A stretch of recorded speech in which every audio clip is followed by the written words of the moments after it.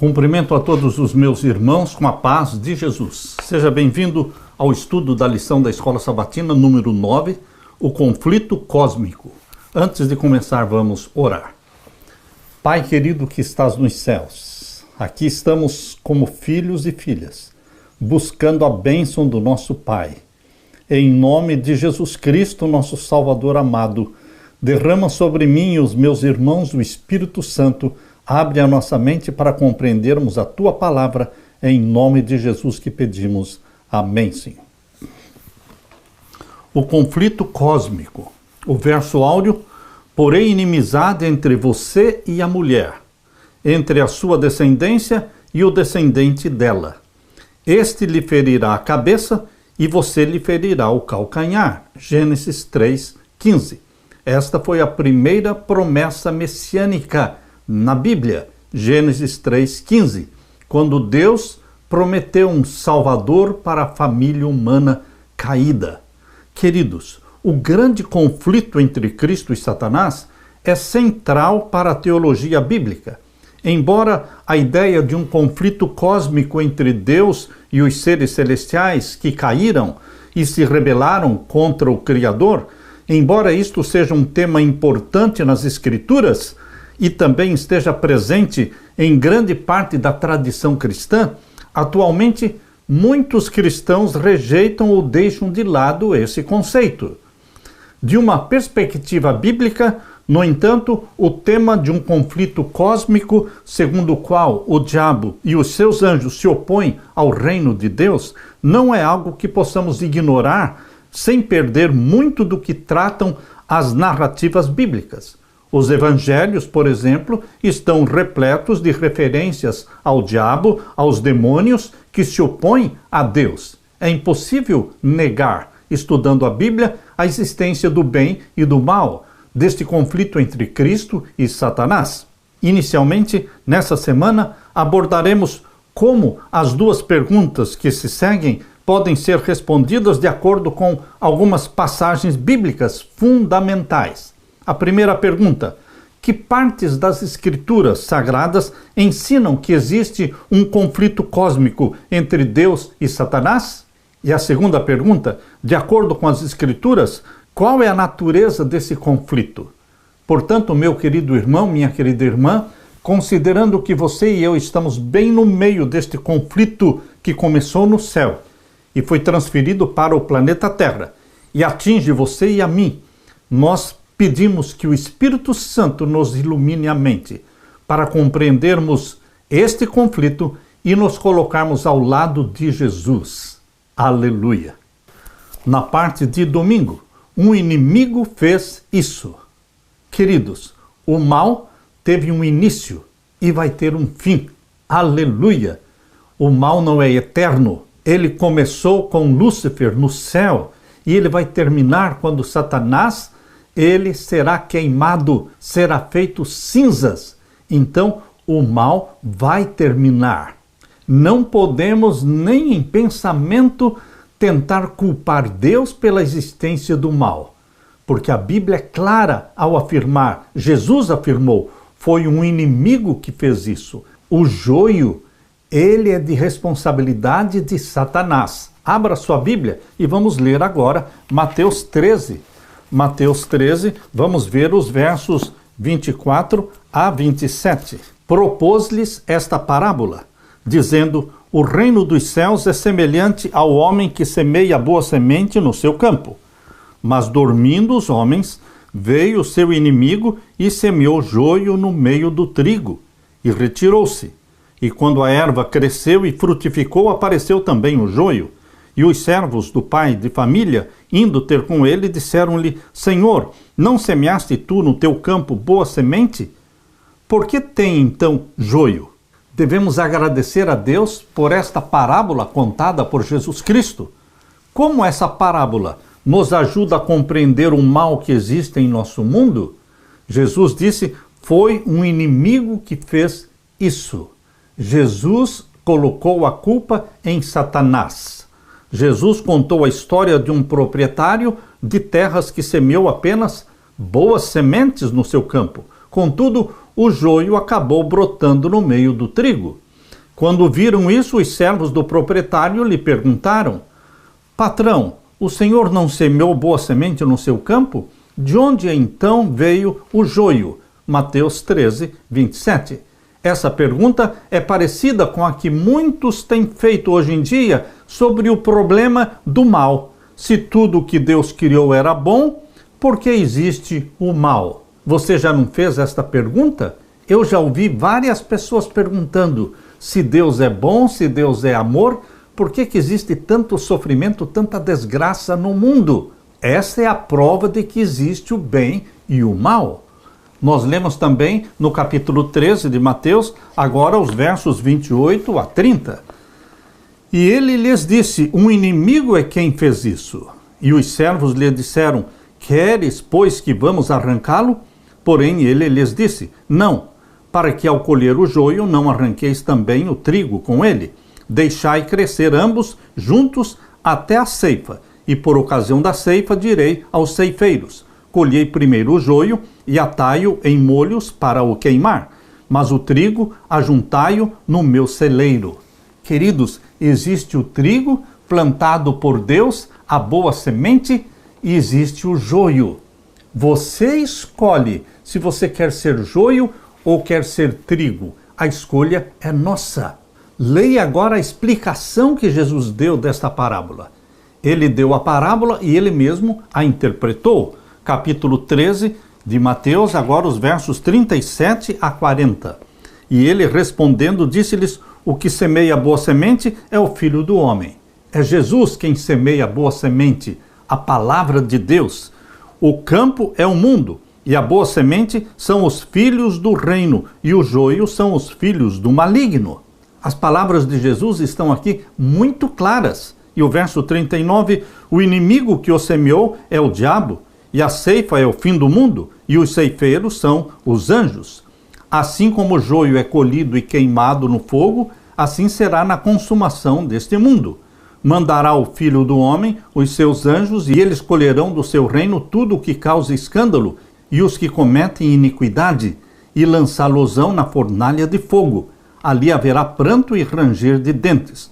Então os justos resplandecerão como o sol no reino do seu Pai.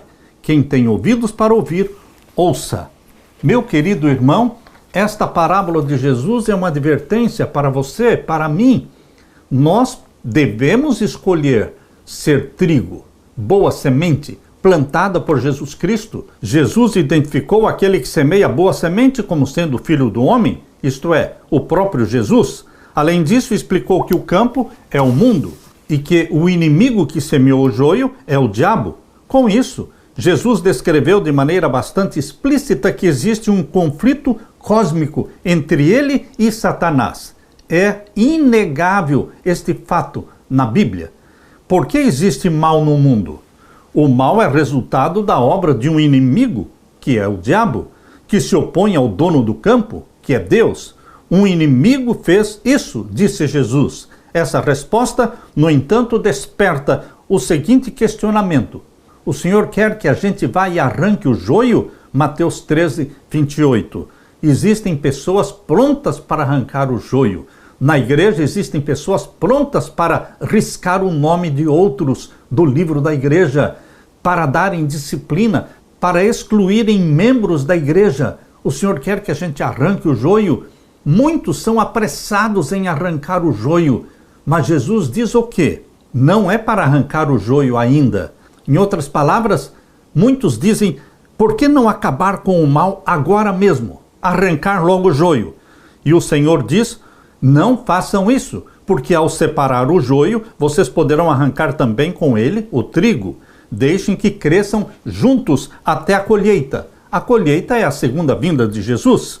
De acordo com a parábola, Deus acabará com o mal, mas arrancá-lo antes do momento certamente resultaria em danos colaterais irreversíveis que acabariam prejudicando o bem. Não tenha pressa, meu querido irmão e irmã, meu querido amigo pastor, meu querido amigo ancião de igreja, não tenha pressa em arrancar o joio, porque existe joio que parece joio, mas é trigo. E existe trigo que parece trigo, mas é joio. quem lê o coração, quem lê os pensamentos é somente Deus. Por isso, não devemos ser apressados em eliminar pessoas da igreja, membros da igreja. É tão difícil conquistar uma alma para Cristo e facilmente as pessoas riscam esta pessoa da igreja e a excluem. Jesus está dizendo que nós deveremos ser prudentes e cautelosos para não fazer a obra de Satanás quando estamos achando ou pensando que estamos fazendo a obra de Deus. Muitas vezes queremos purificar a igreja, queremos que exista somente trigo na igreja, mas não existe uma única igreja no mundo que tenha somente trigo. Não existe esta igreja. Nem a nossa igreja, nem as igrejas protestantes em geral, nem a igreja católica, ela não é somente trigo e ela também não é somente joio. Todas as igrejas têm o trigo e o joio misturados. E nós deveremos orar uns pelos outros, para que ao ficar contemplando e buscando o joio, não nos tornemos joio também, porque o joio é pegajoso. Só ao contemplá-lo nos afeta. Deveremos nos regozijar em sermos a boa semente e fazermos a obra que Deus nos deu de pregar o Evangelho e não nos preocuparmos tanto, não ficarmos obcecados com o joio. Há pessoas obcecadas com o joio. A vida delas é criticar a igreja, é apontar para o joio, é colocar o foco no joio e elas se tornam joio também, porque o joio é pegajoso, contamina aquele que o contempla. Oremos uns pelos outros, porque todos nós podemos ser trigo ou joio, segundo a decisão que nós fizermos. Nós sabemos que Jesus Cristo, desde o início, quando ele fez o chamado para os seus discípulos, ele sabia que Judas era um joio.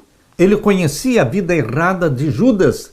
Ele sabia que Judas era o traidor, mas Jesus Cristo não o excluiu. Jesus Cristo deixou que o tempo amadurecesse a semente do joio, até que chegou o momento em que todos os discípulos entenderam que Judas era joio. Queridos, Jesus Cristo tolerou Judas. Deus no céu tolerou Lúcifer por muito tempo, até que chegou o momento em que ele se rebelou e ele então foi expulso do céu. Mas este foi um processo que demorou muito tempo. Deus é misericordioso. Deus trabalha mesmo com aquelas pessoas que são joio dentro da igreja, porque Deus quer converter estas pessoas. Deus quer reconciliá-las consigo. Deus quer salvar. Satanás quer levar todos para a perdição. E a marca registrada dos filhos de Deus, do trigo dentro da igreja, a marca registrada é o amor, é a bondade, a amabilidade, desejo de salvar, desejo de perdoar, desejo de reconciliar.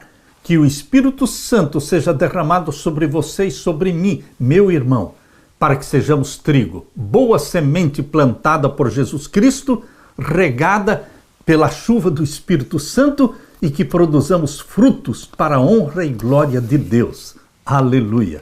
Na parte de segunda-feira, a origem do conflito na terra.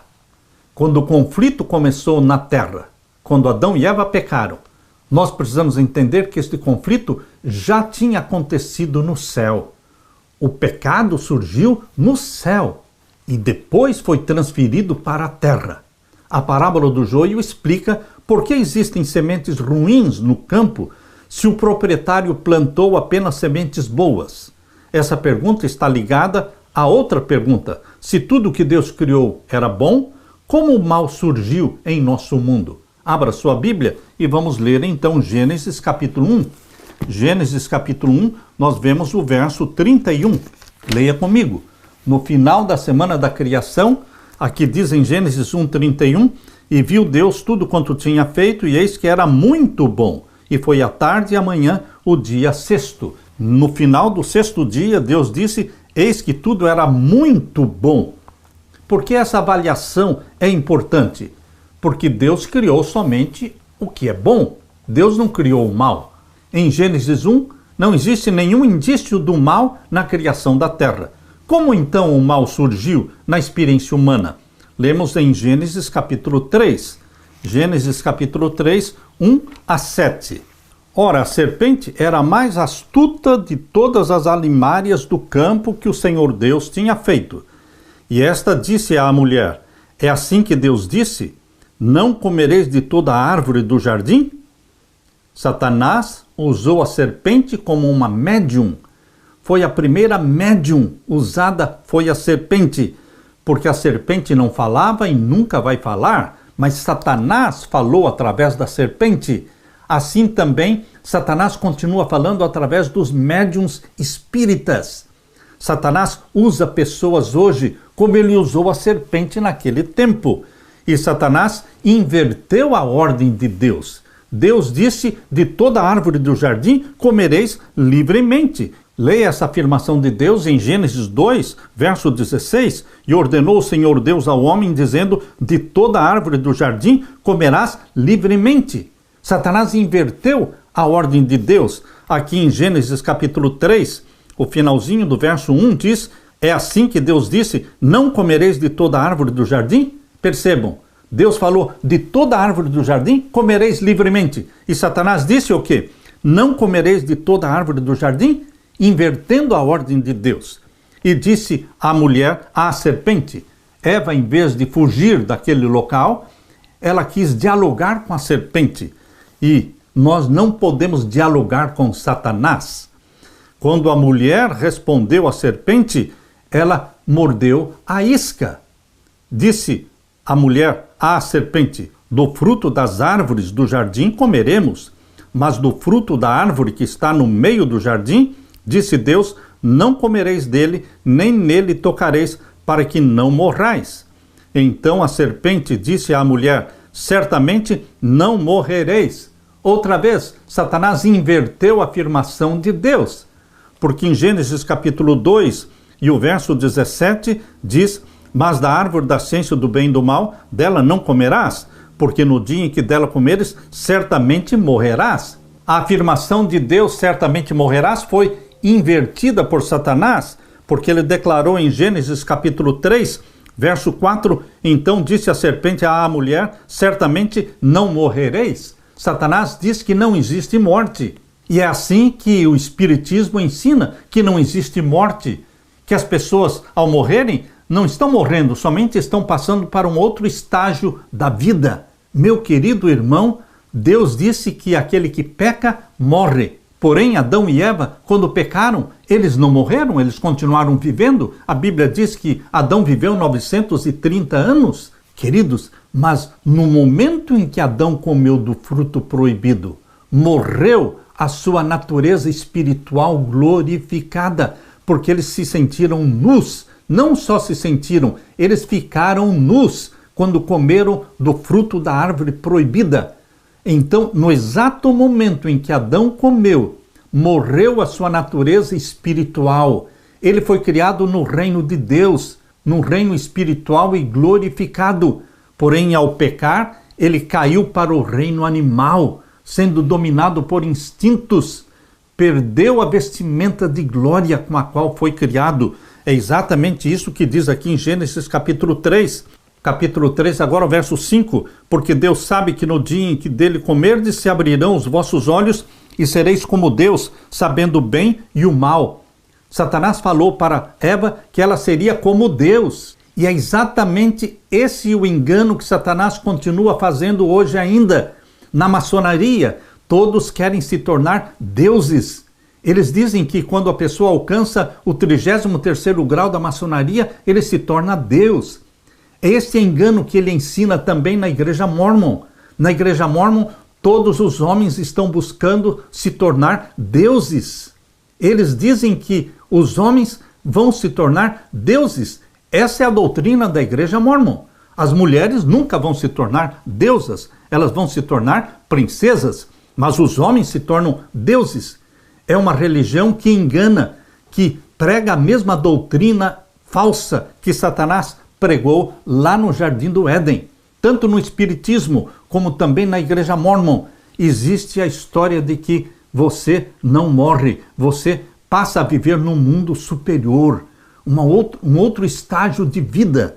Meu querido irmão, isso também é ensinado no budismo, é ensinado também no hinduísmo.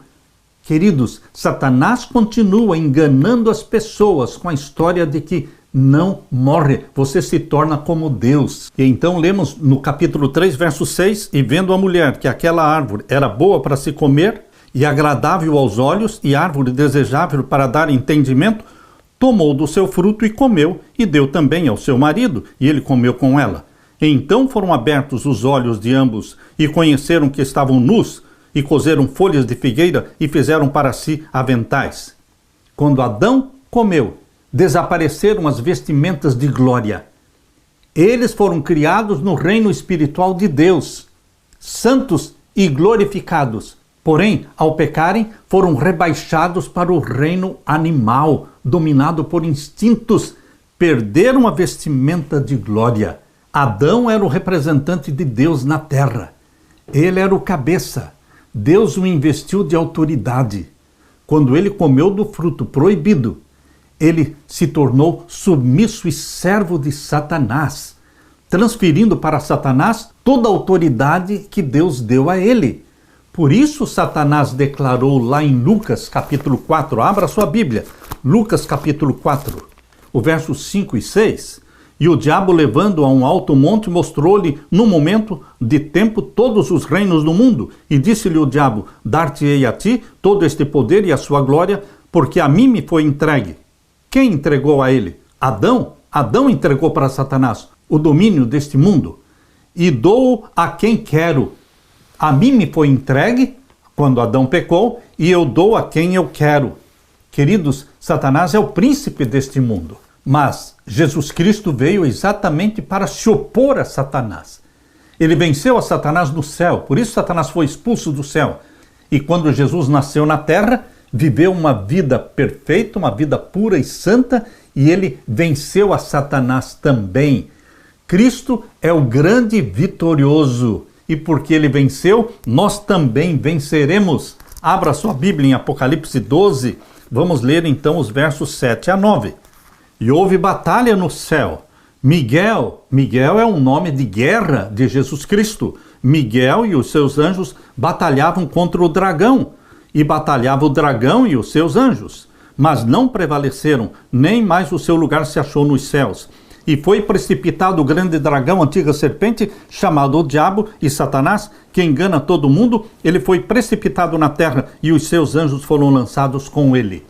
Quando Satanás foi lançado do céu para a terra era sem forma e vazia, exatamente como está em Gênesis capítulo 1 e o verso 2. Lemos aqui. E a terra era sem forma e vazia. Já existia o planeta, mas era sem forma e vazio. E Satanás foi lançado do céu para a terra, antes de Deus criar Adão e Eva. Antes de Deus dar forma e beleza à terra.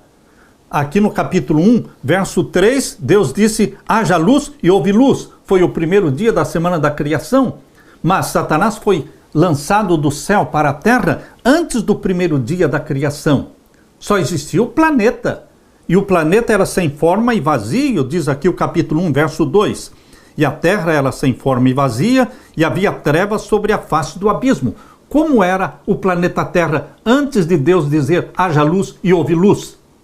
Era um abismo, sem forma e vazio. E o Espírito de Deus se movia sobre a face das águas. Meu querido irmão, quando Satanás foi expulso do céu para a terra, já existia o plano da salvação. O pecado já tinha acontecido no céu. Ele foi expulso para o planeta Terra.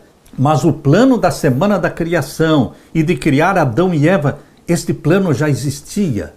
Deus criou a família humana para ser uma solução para o problema do pecado que começou no céu, mas não foi resolvido no céu. O problema do pecado está sendo resolvido aqui, na família humana. É aqui que Jesus se tornou homem, Deus o Filho, Criador do homem. Ele se tornou homem, viveu entre nós, se uniu a você e a mim por laços eternos. Eternamente ele será homem, Deus homem, 100% Deus, 100% homem. E aqui foi resolvido o problema do pecado. Por quê? Deus foi revelado através de Jesus Cristo como um Deus de amor, de misericórdia, de bondade. E você e eu, filhos e filhas de Deus, que vivemos em submissão a Jesus Cristo, santificados pelo Espírito Santo, o Espírito Santo habitando em você e em mim. Nós somos templos do Espírito Santo, nós somos obedientes a Deus por amor a Ele. Então, nós estamos refutando em nossa vida, estamos refutando as acusações que Satanás fez contra Deus, o nosso Pai. Bendito seja Deus pelo privilégio de ser usado por Deus para reivindicar a justiça e a santidade de Deus e da sua santa lei. A serpente, identificada como o próprio diabo, levanta mentiras sobre o caráter de Deus. Em Gênesis 3,15, nós lemos a primeira promessa messiânica que existe na Bíblia. A declaração de Deus à serpente de que o descendente da mulher é Jesus, que ele esmagaria a cabeça da serpente. Muitas vezes isso é mencionado como sendo a primeira proclamação do Evangelho. Exatamente, é a primeira proclamação do Evangelho feito nas Escrituras, e com essa promessa é reforçada a realidade do conflito que existe entre o bem e o mal, porque Deus disse: porém inimizade entre ti e a mulher. Ou seja, a mulher representa a igreja de Deus, e a semente da mulher é Jesus Cristo, o Salvador do mundo. Queridos, Deus colocou inimizade entre os filhos dos homens e os filhos de Deus. Não podem dois andarem juntos se não estiverem de acordo. Os filhos dos homens estão de acordo com Satanás. Nós, os filhos de Deus, vivemos de acordo com a vontade de Deus. Somos gerados pelo Espírito Santo. O Espírito Santo implanta em você a mente santa de Jesus. E o nosso privilégio e a nossa alegria e deleite é obedecer a Deus.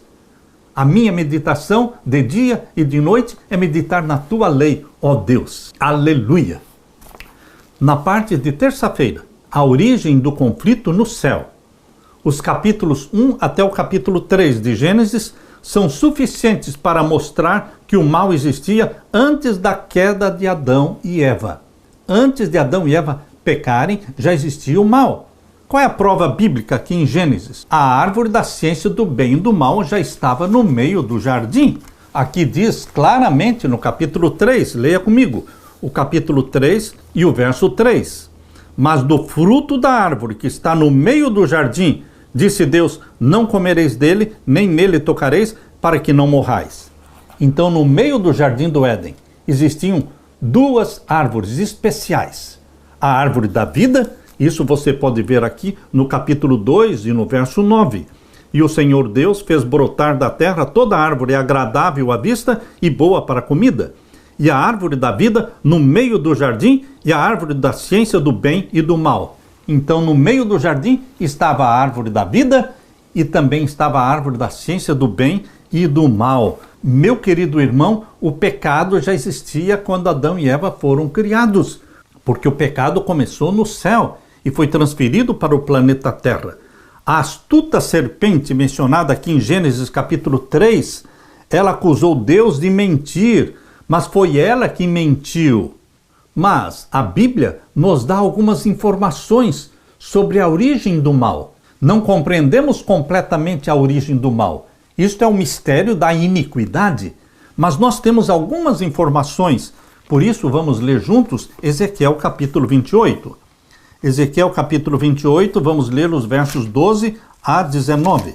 Aqui, em Ezequiel capítulo 28, verso 11 em diante, é uma lamentação sobre o rei de Tiro. Mas quando você começa a ler a partir do verso 12, você percebe que não está falando de Tiro, mas está falando de alguém que viveu muito antes de Tiro. Filho do homem, diz o verso 12, levanta uma lamentação sobre o rei de Tiro e diz-lhe: assim diz o Senhor Jeová, tu és um aferidor da medida, cheio de sabedoria e perfeito em formosura. Aqui você já percebe que não está falando do rei de Tiro, porque aqui diz cheio de sabedoria e perfeito em formosura. Estavas no Éden. O rei de Tiro nunca esteve no Éden. Aqui está falando de quem? De Lúcifer. Estavas no Éden, o jardim de Deus. Toda pedra preciosa era a tua cobertura, a sardônia, o topázio, o diamante, a turquesa, o ônix, o jaspe, a safira, o carbúnculo, a esmeralda e o ouro. A obra dos teus tambores e dos teus pífaros estava em ti. Veja, Lúcifer, ele tinha nele, no seu próprio corpo, ele tinha o quê? A obra dos tambores e dos pífanos estão em ti. Ele era músico. Aliás, ele era o chefe da música do céu. No dia em que foram criados, foram preparados. Lúcifer foi criado como um anjo perfeito. Ele era superior aos outros anjos. Ele era mais bonito, mais inteligente, mais poderoso. E aqui diz o verso 14: tu eras querubim ungido para proteger. Querubim ungido para proteger. Ele era um querubim que estava na presença de Deus, um querubim cobridor. Você se lembra que o tabernáculo terrestre construído por Moisés, no lugar santíssimo, existia a arca do concerto. E de um lado e de outro lado da arca do concerto existiam o quê? Anjos querubins, com asas estendidas sobre a arca do concerto. Eles eram anjos querubins protetores, guardadores. A arca do concerto representa o trono de Deus. Diante do trono de Deus existem 4 querubins. Isto está lá em Apocalipse capítulo 4. 4 querubins ao redor do trono de Deus. E Lúcifer, quando foi criado, ele foi criado um anjo querubim perfeito. Perfeito. Tu eras querubim ungido para proteger, e te estabeleci no monte santo de Deus estavas, no meio das pedras afogueadas andavas. E o verso 15: perfeito eras nos teus caminhos. Ele foi criado perfeito. Não podemos responsabilizar Deus pelo surgimento do pecado. Ah, mas por que Deus criou Lúcifer? Esse é o mistério da iniquidade. Nós não entendemos, mas Deus criou um Lúcifer perfeito. Perfeito eras nos teus caminhos, desde o dia em que foste criado. Mas lembremos que ele era um anjo poderoso, perfeito, mas com livre arbítrio. Sempre que você dá o livre arbítrio, a liberdade de escolha para alguém, existe o risco da desobediência. Deus quer ser amado espontaneamente. Ele não faria alguém sem o livre arbítrio. Deus não teria prazer no amor e na obediência de robôs, de máquinas. Mas existe prazer em Deus quando nós o amamos espontaneamente, de coração, porque escolhemos amar. E aqui diz que Lúcifer foi criado perfeito nos teus caminhos desde o dia em que foste criado até que se achou iniquidade em ti. O pecado foi encontrado em Lúcifer. Não veio de outra galáxia, não veio de um outro planeta. Ele surgiu em Lúcifer. E aqui diz o verso 16: na multiplicação do teu comércio, se encheu o teu interior de violência e pecaste. O pecado tem um pai, é Satanás. Ele é o pai do pecado, porque ele peca desde o princípio. Pelo que te lançarei profanado fora do monte de Deus, e te farei perecer, ó querubim protetor, entre pedras afogueadas. Elevou-se o teu coração por causa da tua formosura. Elevou-se o teu coração, se tornou orgulhoso, porque ele era o mais bonito e o mais poderoso anjo. Elevou-se o teu coração por causa da tua formosura. Corrompeste a tua sabedoria por causa do teu resplendor. Por terra te lancei, diante dos reis te pus, para que olhem para ti. O mal não é eterno. O mal iniciou com Satanás e vai terminar com a morte de Satanás quando ele for queimado e vai se tornar cinzas. É o que diz aqui no capítulo 28, verso 18. Pela multidão das tuas iniquidades, pela injustiça do teu comércio, profanaste os teus santuários. Eu, pois, fiz sair do meio de ti um fogo que te consumiu a ti e te tornei em cinza sobre a terra aos olhos de todos os que te veem. Aqui no capítulo 28 de Ezequiel, mostra o início do pecado, o surgimento do pecado, e mostra também o fim do pecado, o fim do mal, o fim do sofrimento, porque Satanás será morto e ele vai se tornar cinzas. Diz aqui o capítulo 28, verso 18: eu, pois, fiz sair do meio de ti um fogo. O fogo que vai consumir Satanás sai de dentro dele, e ele vai se tornar cinza sobre a terra aos olhos de todos os que te veem. E o verso 19: todos os que te conhecem entre os povos estão espantados de ti, em grande espanto te tornaste e nunca mais serás para sempre. nunca mais serás para sempre. O pecado não vai se levantar pela segunda vez. A Bíblia está dizendo, nunca mais serás para sempre. Aleluia! Outro texto bíblico que nos ajuda a entender um pouco sobre a origem do mal, lemos em Isaías capítulo 14. Abra sua Bíblia. Isaías capítulo 14, vamos ler então o verso 12 a 15. Leia comigo. Como caíste do céu, ó estrela da manhã, filha da alva, como foste lançado por terra, tu que debilitavas as nações? Aqui nós temos Deus falando com Satanás. Como caíste do céu, ó estrela da manhã? Quando Deus o Filho estava aqui conversando com Satanás, chamou-o de estrela da manhã, filha da alva. É interessante, meu querido irmão, que em Apocalipse capítulo 22, abra sua Bíblia, Apocalipse capítulo 22 e o verso 16, Jesus diz assim, eu, Jesus, enviei o meu anjo para vos testificar estas coisas nas igrejas, eu sou a raiz e a geração de Davi, a resplandecente estrela da manhã. Jesus afirma, aqui em Apocalipse 22, 16, eu sou a verdadeira estrela da manhã. Ora, se Jesus é a resplandecente estrela da manhã, como é que Jesus estava perguntando para Satanás, dizendo, como caíste do céu, ó estrela da manhã, filha da alva? Queridos, a verdadeira estrela da manhã estava perguntando para aquele que era a falsa estrela da manhã, aquele que pretendia ser a estrela da manhã, aquele que pretendia ocupar o lugar de Deus. É Jesus perguntando para Satanás, você que se proclama estrela da manhã, como caíste do céu? É assim que Jesus está perguntando para Satanás. Verso 13, tu que dizias no teu coração, eu subirei ao céu, acima das estrelas de Deus, exaltarei o meu trono, e no monte da congregação me assentarei, da banda dos lados do norte. Você que queria ser Deus, colocar o seu trono acima dos anjos e ser Deus, e se assentar da banda do lado do norte. Vocês sabem que na Bíblia o lado do norte é o lugar do trono de Deus? Por isso ele queria ocupar o lugar de Deus. E o verso 14, subirei acima das mais altas nuvens.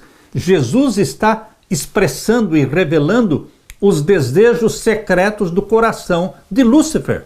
Por isso Jesus diz, verso 14, que Lúcifer dizia no seu coração, ele não expressava isso para todos os anjos, mas no coração dele, ele pensava assim, verso 14, subirei acima das mais altas nuvens, serei semelhante ao Altíssimo, e contudo, Jesus disse, levado serás ao inferno, ao mais profundo do abismo. Você vai ser lançado no abismo. Isto ocorreu exatamente, como diz Apocalipse 12, verso 9, que ele foi lançado para o planeta Terra. E Gênesis 1, verso 2 diz que o planeta Terra, quando Lúcifer foi lançado, era um abismo. Por isso aqui em Isaías 14, verso 15 diz, serás lançado ao mais profundo do abismo. Meu querido irmão, um ser celestial que pretendia ser a estrela da manhã, estava sendo questionado pelo próprio Jesus Cristo, que é a verdadeira estrela da manhã. Quando lemos Ezequiel capítulo 28, Isaías capítulo 14, versos 12 em diante, nós percebemos que o pecado surgiu no céu, sim, mas o pecado não é de responsabilidade de Deus, porque surgiu no coração de um anjo que foi criado perfeito, porém ele tinha o livre-arbítrio, a liberdade de escolha. Lúcifer escolheu se levantar contra Deus e caluniar Deus. Jesus Cristo o expulsou do céu e depois Jesus Cristo nasceu na terra para se opor a Satanás e mostrar o verdadeiro caráter do Deus Pai e o verdadeiro caráter de Satanás. Quando Cristo morreu na cruz, ficou exposto diante do mundo e do universo o caráter de Deus, que é de amor e de misericórdia, que deu seu Filho para morrer por nós. E o caráter de Satanás, que é de um criminoso, um bandido, um vingativo, um maligno. Por isso que Jesus Cristo disse para Filipe, quem vê a mim, vê o Pai. Porque ele veio para revelar o Pai e destruir aquela caricatura horrível que Satanás pintou do Deus Pai. Jesus Cristo mostrou que o Deus Pai é amor, é bondade, é graça. Porque na graça de Deus nós somos salvos. Aleluia! Na parte de quarta-feira, se você me adorar, Satanás foi ousado na tentação feita a Jesus Cristo. Se você me adorar, tudo isso, todos os reinos da terra, eu darei para você. Satanás queria ser adorado no céu, no lugar de Deus. E quando Jesus Cristo nasceu aqui na terra, nas tentações do deserto, Satanás expressou novamente o desejo dele, a obsessão dele de ser adorado como Deus. Se você me adorar, o conflito entre o bem e o mal gira em torno de adoração. Satanás ainda quer ser adorado. Ele ainda quer ser adorado. E ele usa meios bem sutis para fazer com que a humanidade o adore. O desejo de Satanás de usurpar o trono de Deus também se revela nas narrativas da tentação. Abra sua Bíblia em Mateus capítulo 4. Leia comigo, verso 1 até o verso 11. Então foi conduzido Jesus pelo Espírito ao deserto para ser tentado pelo diabo. Interessante, queridos, que a Bíblia diz que após o batismo, lembre-se que no batismo mencionado aqui em Mateus capítulo 3, os versos 14 até o verso 17, mostra o batismo de Jesus, mostra o Espírito Santo descendo em forma corpórea de uma pomba e pousando sobre Jesus, e mostra também o Deus Pai falando. A voz dele se tornou audível. No verso 17 de Mateus capítulo 3 diz: Eis que uma voz dos céus dizia: Este é o meu Filho amado, em quem me comprazo. Depois de Jesus Cristo ter sido batizado nas águas, depois de Jesus Cristo ter sido batizado pelo Espírito Santo, percebam que Jesus nasceu sendo gerado pelo Espírito Santo no ventre de Maria, mas ele só foi batizado pelo Espírito Santo quando ele saiu das águas. É o que diz aqui em Mateus capítulo 3, verso 16. E sendo Jesus batizado, saiu logo da água, e eis que se lhe abriram os céus, e viu o Espírito de Deus descendo como pomba e vindo sobre ele. Jesus primeiramente nasceu do Espírito Santo, gerado no ventre de Maria, mas depois, na idade de 30 anos, quando ele foi batizado pelo Espírito Santo. Deus quer que esta mesma experiência aconteça na sua vida, meu irmão, minha irmã. Primeiramente, você e eu nascemos da água e do Espírito. Nascemos como filhos de Deus, gerados pelo Espírito Santo, um novo nascimento. Mas não é tudo. Deus ainda tem algo maior e melhor para você, que é o batismo do Espírito Santo, que nós deveremos perseguir, buscar o batismo do Espírito Santo. Jesus foi gerado pelo Espírito Santo, nasceu do Espírito Santo, mas também foi batizado pelo Espírito Santo. Você e eu nascemos do Espírito Santo, da água e do Espírito, mas deveremos buscar também o batismo do Espírito Santo. É esta mesma experiência que Deus quer que você e eu tenhamos. Aleluia! Abrindo a Bíblia então aqui, em Mateus capítulo 4, aqui diz o verso 1, Então foi conduzido Jesus pelo Espírito ao deserto para ser tentado pelo diabo. Por que Deus, o Pai, não conduziu o Filho ao deserto para ser tentado pelo diabo antes do batismo dele? Antes do batismo do Espírito Santo, Jesus era tentado por Satanás? Sim. Mas as tentações de Satanás para Jesus estavam restritas, estavam limitadas, porque ele ainda não tinha sido batizado pelo Espírito Santo. Ele veio para iniciar como Adão. Adão caiu em pecado como um ser adulto. Adão pecou como ser adulto. Jesus Cristo veio para iniciar onde Adão caiu. Jesus Cristo, aos 30 anos de idade, e lembre-se que 30 anos de idade era o ano da maioridade. Hoje, em nossa cultura, quando um homem tem 21 anos, ele se torna de maior, mas naquele tempo a pessoa se tornava de maior com 30 anos, e quando Jesus Cristo completou 30 anos, ele foi batizado nas águas e foi batizado pelo Espírito Santo. E então o Espírito Santo conduziu Jesus para o deserto para ser tentado pelo diabo. Como eu dizia antes do batismo do Espírito Santo, Jesus era tentado pelo diabo, sim, mas as tentações eram restritas. porque não tinha chegado o momento, mas depois do batismo do Espírito Santo, era como que o Deus Pai falando para Satanás: aí está o meu filho, agora você pode tentá-lo do jeito que você quiser. Por isso a Bíblia diz em Mateus 4:1 que o Espírito Santo levou Jesus para o deserto para ser tentado pelo diabo. Deus o Pai expôs o Filho a Satanás dizendo: aí está o meu filho, batizado pelo Espírito Santo. Agora você o tente como você quiser. Agora não existem mais restrições ou limitações. Faça como você quiser. Tente-o. E Jesus então jejuou 40 dias. E Satanás se manifestou para tentar a Jesus Cristo por 3 vezes. Diz aqui em Mateus 4, agora o verso 3. E chegando-se a ele, o tentador disse: se tu és o Filho de Deus, manda que estas pedras se tornem em pães. A primeira tentação de Satanás para Jesus foi com relação ao apetite. Fazia muito sentido, porque Jesus estava há 40 dias sem comer, estava morrendo de fome, estava como pele e osso. E então Satanás tentou a transformar pedras em pães, algo que Jesus podia fazer. Ele, como Deus, pode transformar pedras em pães, assim como fez com que o maná caísse por 40 anos no deserto, alimentando uma multidão de quase 2 milhões de homens e mulheres. Assim também, Jesus, que é Deus, ele poderia transformar pedras em pães para saciar a sua fome, matar a sua fome. Mas, queridos, o pecado de Adão começou pelo apetite, e o pecado e a primeira tentação de Satanás para Jesus foi na questão do apetite. Por isso que Ellen White fala que aquele que vence o poder do apetite vencerá todas as outras tentações, porque é a mais difícil, o apetite. Mas Jesus Cristo foi vitorioso. E a vitória de Jesus pertence a você, meu irmão, a mim. Nós também podemos ser vitoriosos em Jesus Cristo.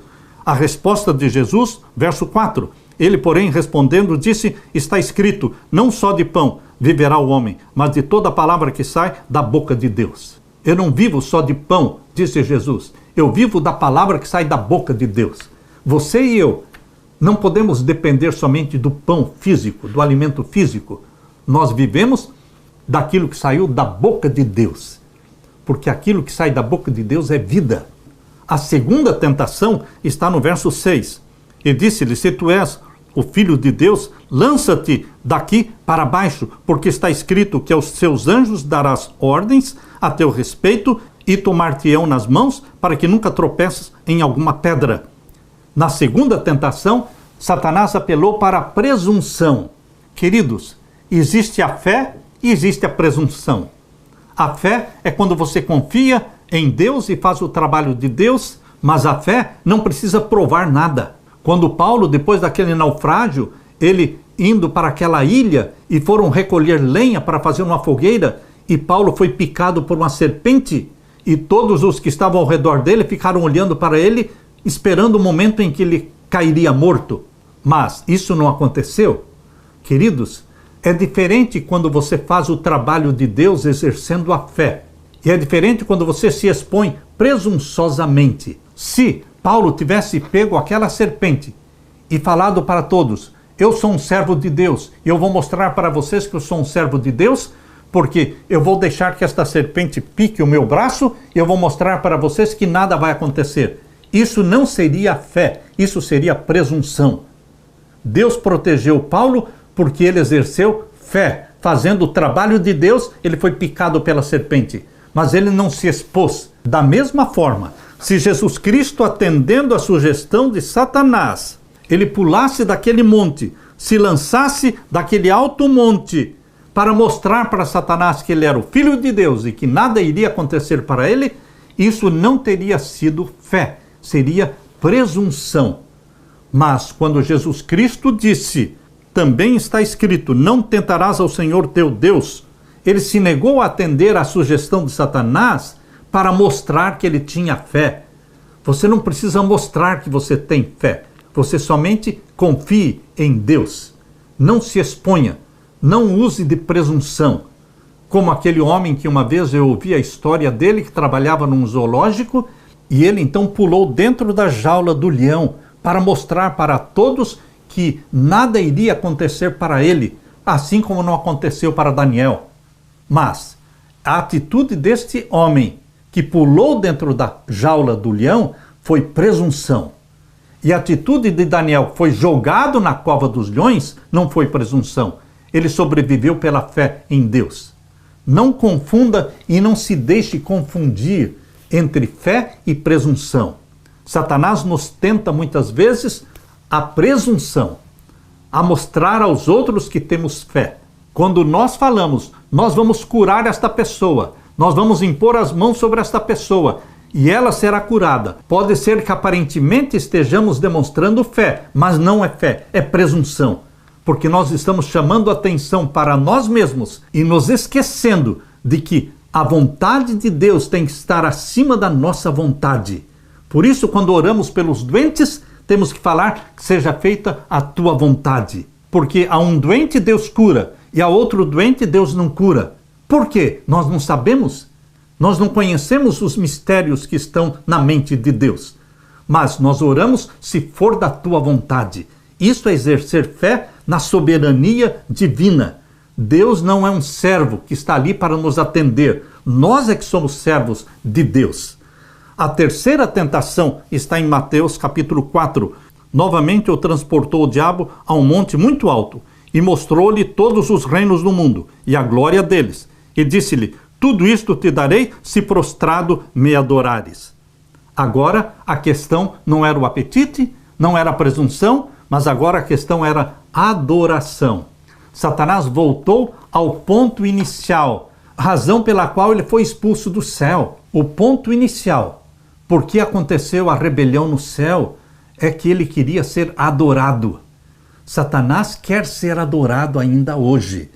Mas Jesus Cristo venceu o poder do apetite, Jesus Cristo venceu o poder da presunção e Jesus Cristo venceu também a tentação da adoração, porque ele respondeu o que está aqui em Mateus capítulo 4, verso 10. Então disse-lhe Jesus: vai-te, Satanás, porque está escrito: ao Senhor teu Deus adorarás e só a ele servirás. Então o diabo o deixou, e eis que chegaram os anjos e o serviram. Jesus comeu quando o Pai enviou os anjos para trazerem comida para que ele comesse. E então os anjos vieram e o serviram. Não foi ele que preparou a comida dele.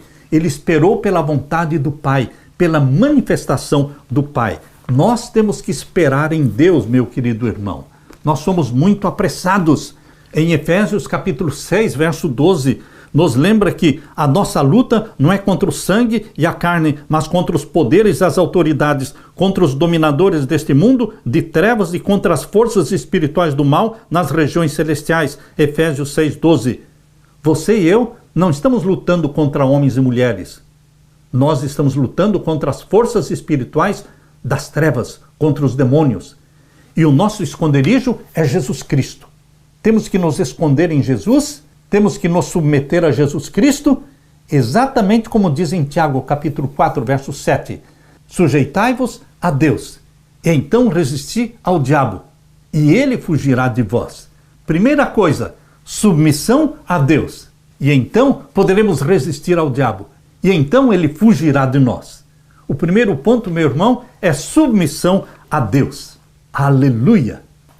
Na parte de quinta-feira, a natureza do conflito cósmico. Como é possível um conflito entre Deus e Satanás? Como alguém poderia se opor ao Todo-Poderoso?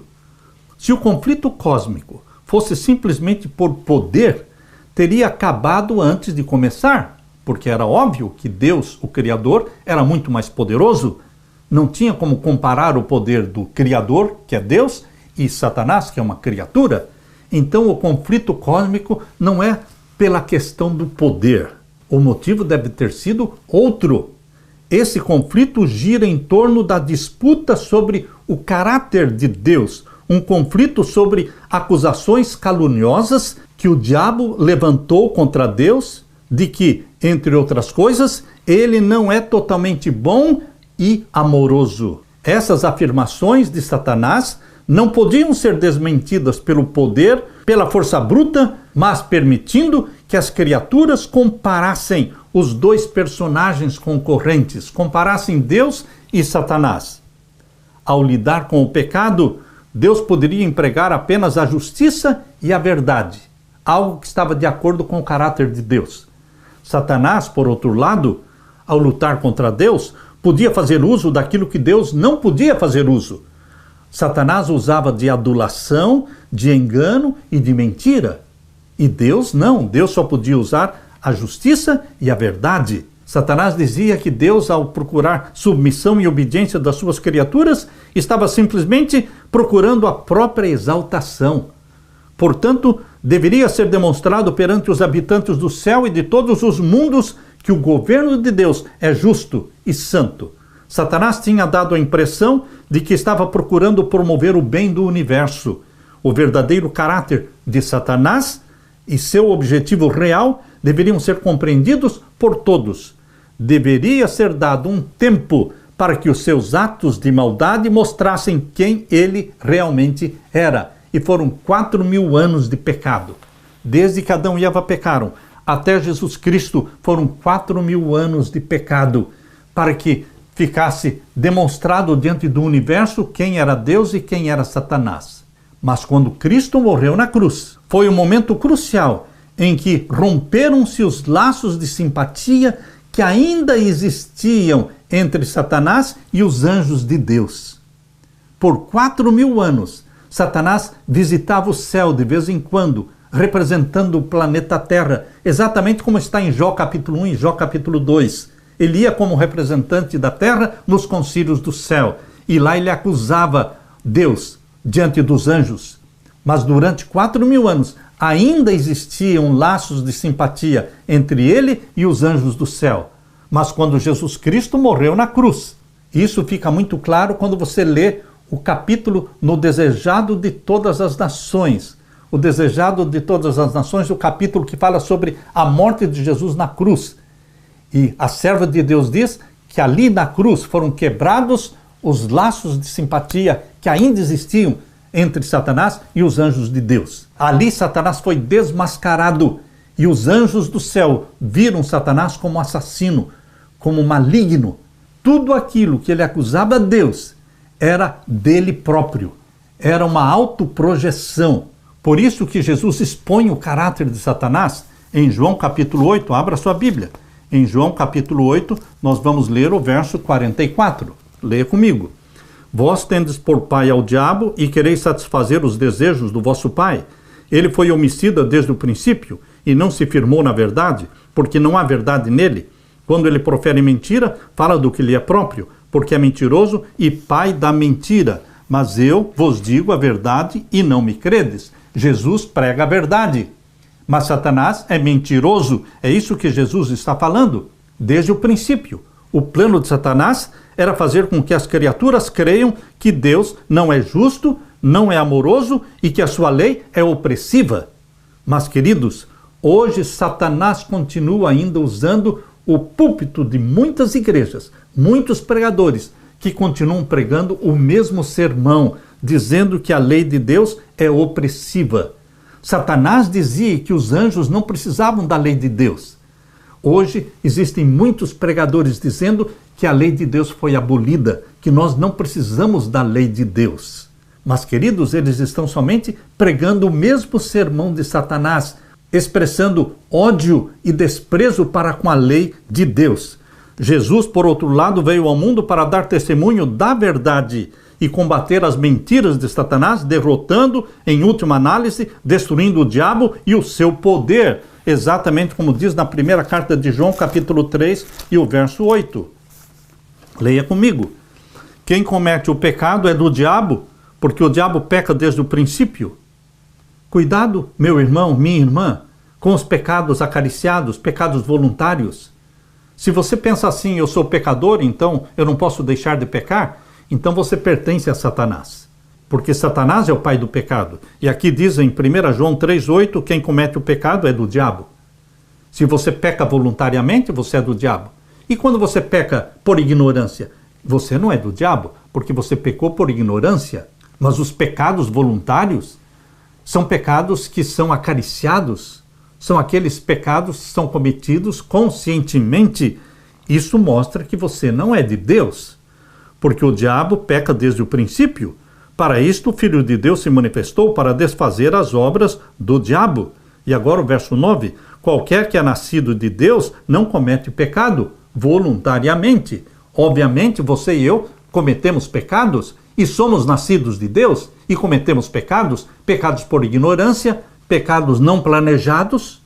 Existem pecados não planejados. Quando você perde a paciência com alguém, você não planejou fazer isso.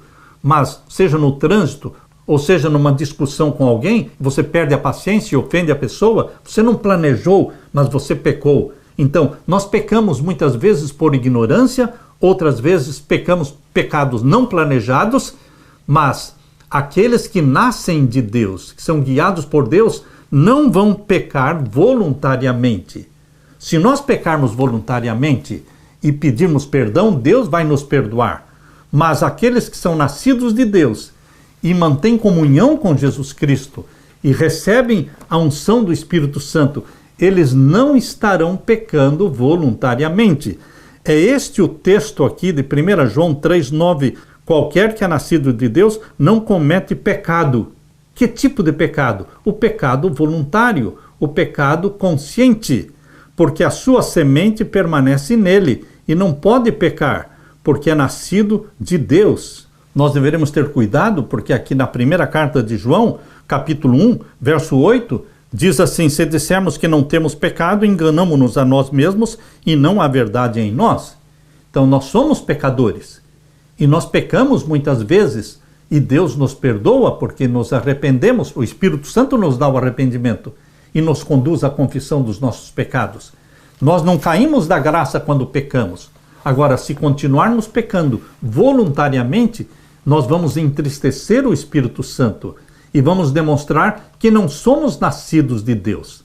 Porque aquele que é nascido de Deus não continua pecando voluntariamente, conscientemente.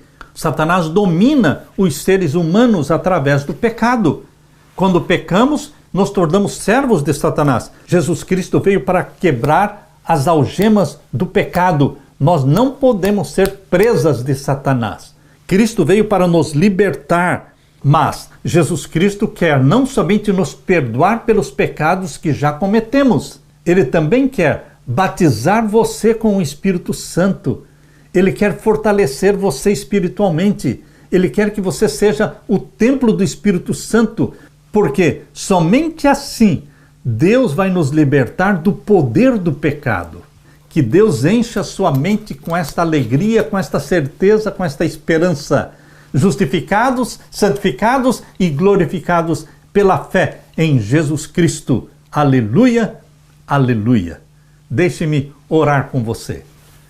Pai querido que estás nos céus, obrigado porque em Jesus Cristo temos justificação, santificação e vamos ter também a glorificação. Derrama o Espírito Santo sobre mim e os meus irmãos. Que o Espírito Santo viva em nós, pois é em nome de Jesus que pedimos. Amém, Senhor.